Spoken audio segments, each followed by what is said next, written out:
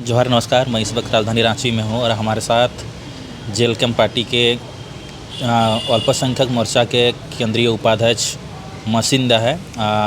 आइए जानते हैं जो गोड्डा में जो इनकाउंटर हुआ सूर्या हांसदा का, उनको लेकर इनकी क्या विचार है। आइए जानते हैं। मसिंदा, जोहार। जोहार। गोड्डा में जो इनकाउंटर हुआ सूर्या हांसदा का, उसको आप कैसे देख रहे हैं? देखिए, इसको अगर देखा जाए तो हम झारखंडियों के लिए बहुत बड़ी दुर्भाग्य है, क्योंकि बहुत बड़ी साजिश है। ये इनकाउंटर नहीं, ये फर्जी इनकाउंटर है। ये बिल्कुल फर्जी इनकाउंटर है। आप जो मौजूदा सरकार है झारखंड में, आप इनकाउंटर कीजिए ना। बहुत से ऐसे नेता हैं जिनके ऊपर कई धाराएं, कितने केस है, आप कीजिए सबको इनकाउंटर।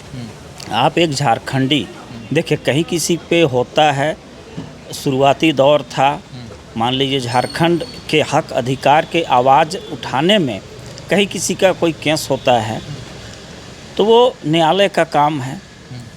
लेकिन आप इस तरह से बिना एफआईआर के उठाते हैं और ले जाते हैं और अपने मतलब से इनकाउंटर करते हैं, तो गोली कहाँ लगना चाहिए। आप देखे होंगे कि शरीर में जिस तरह से निशान है, इनकाउंटर में उस तरह से तो निशान नहीं होता है। कितना उनका शरीर को टॉर्चर किया गया होगा, आप बॉडी को देख के अनुमान लगा सकते हैं कि किस तरह से बॉडी में निशान है। तो ये इसको इनकाउंटर तो हम लोग नहीं कह सकते हैं। ये बिल्कुल झारखंडियों के साथ जो अत्याचार होते आ रहा है। आज झारखंड अलग होने का क्या मतलब रह गया। हमारे जो आंदोलनकारी थे, जो इस राज्य के लिए लड़ाई लड़े, आज भी उनके शरीर पे लाठियों का निशान है। क्यों लाठी खाए? कि आने वाले दिन हमारे झारखंड के लोग सुख चैन से रहें। लेकिन आज जस्ट इसका उल्टा देखा जा रहा है। आज भी उससे कहीं ज़्यादा झारखंडियों में दोहन और शोषण देखने को मिल रहा है।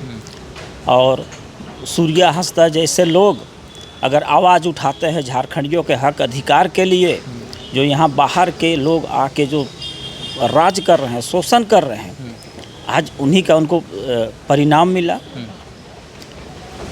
मौजूदा सरकार, अगर मैं सीधे बोलूं तो गलत नहीं होगा।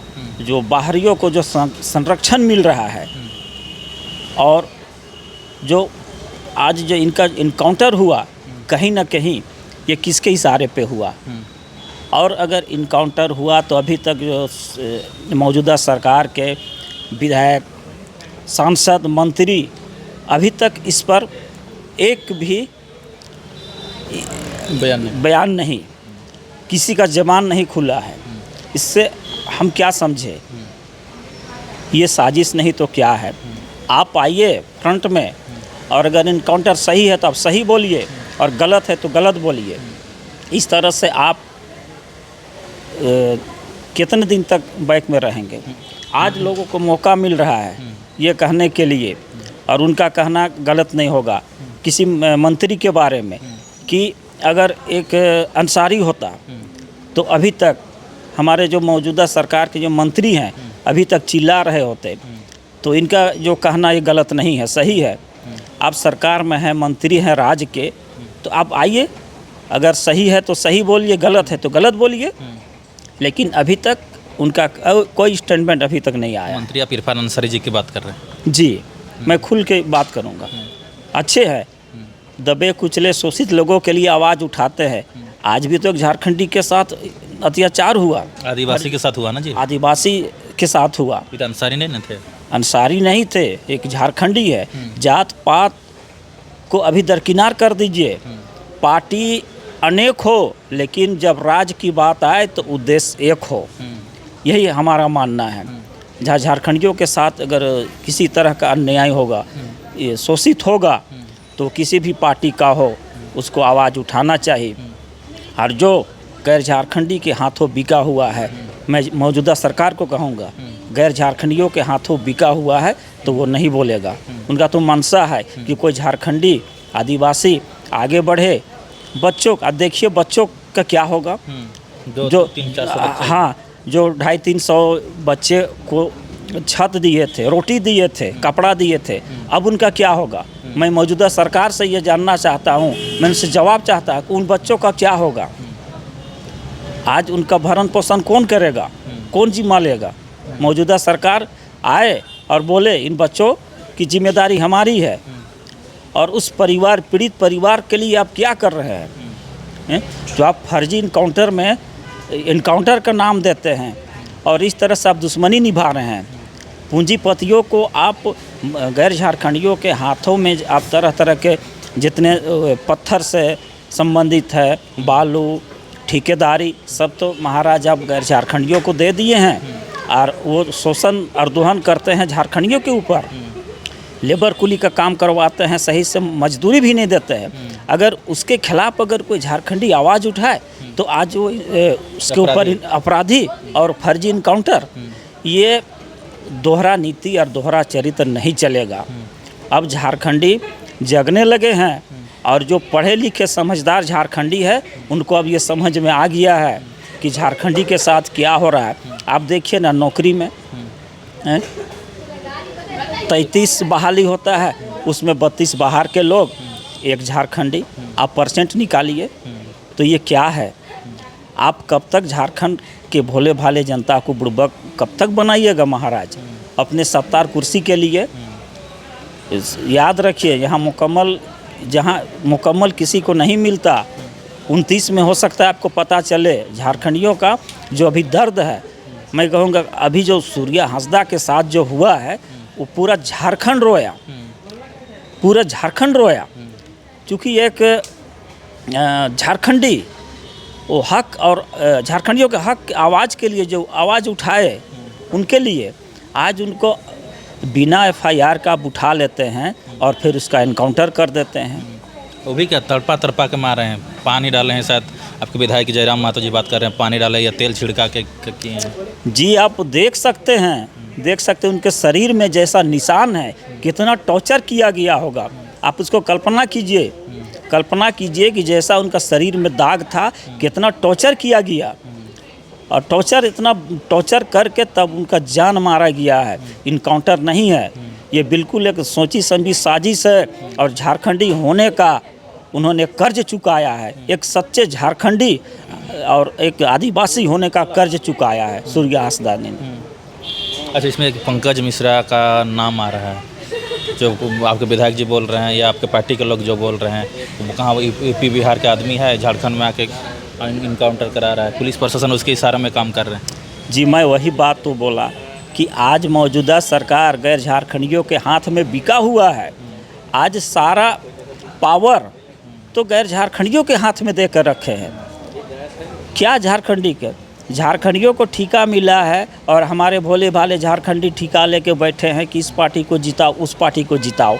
यही ठेकेदारी लेके बैठे हैं, और जिस ठेकेदारी से कमाई होगा, बाल बच्चों का भरण पोषण होगा, वो ठेकेदारी बाहर के लोग को मिला हुआ है। आज तब ना मनोबल बढ़ गया, और सिर्फ उनसे बकझक हुआ, या तो कहीं पर कोई माइंस या जिसके चलते जो अवैध चल रहा है, उसका अगर कोई आवाज़ उठाता है तो वो टारगेट में आ जाता है, वो झारखंडी, उसके ऊपर हमला होता है। तो इस तरह से पुलिस, पता नहीं कि जो प्रशासन के लोग, इतने जो अफसर हैं, अब इन किनके इशारे पर ये लोग भी किए कि एक झारखंडी को उठा कर ले जाके मार के और बोलते हैं कि इनकाउंटर। ये आगे तो क्या मांग करते हैं, आगे CBI की मांग करते हैं क्या? बिल्कुल, इस घटना की एकदम CBI जांच, निष्पक्ष जांच होनी चाहिए, और जो पीड़ित परिवार है उसको हक मिले, उसको मुआवजा मिले, और जो बच्चे हैं उसका क्या होगा, ये सरकार जवाब दे। और वो बच्चों का कैसे भरण पोषण होगा। जो बच्चे ऐसे हैं जो गरीब परिवार से हैं, जिनका कोई सहारा नहीं है, उनमें ऐसे भी बच्चे हैं जिनके माँ बाप झारखंडी होने का कर्ज चुकाए हैं। वो लोग के ऊपर भी दोहन और शोषण हुआ है, मारा गया है, इसलिए कि झारखंडी आज भोले भाले और कमज़ोर हैं, उसी का शिकार हुए लोगों के बच्चे हैं।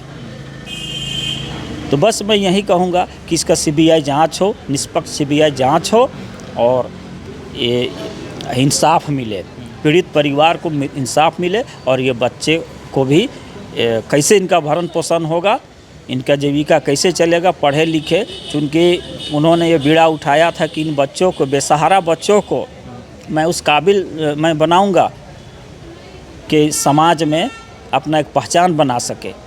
और जो उनका गार्जियन, बहुत दुख की बात है कि ऐसे लोग को प्रशासन उठा के और ले जाके और इनकाउंटर के नाम से मार देते हैं। कितने दुख की बात है। और हम झारखंडियों के लिए शर्म की बात है। आज भी हम लोग जात पात और पार्टी में बटे हुए हैं।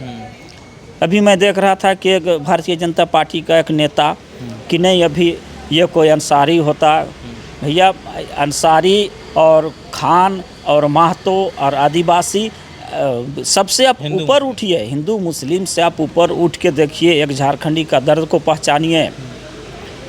मैं भी एक मुस्लिम हूँ, लेकिन आज जो मेरे दिल में दर्द है सूर्या हंसदा के लिए, हमको लगता है कि मैं अब क्या आगे बोलूँ।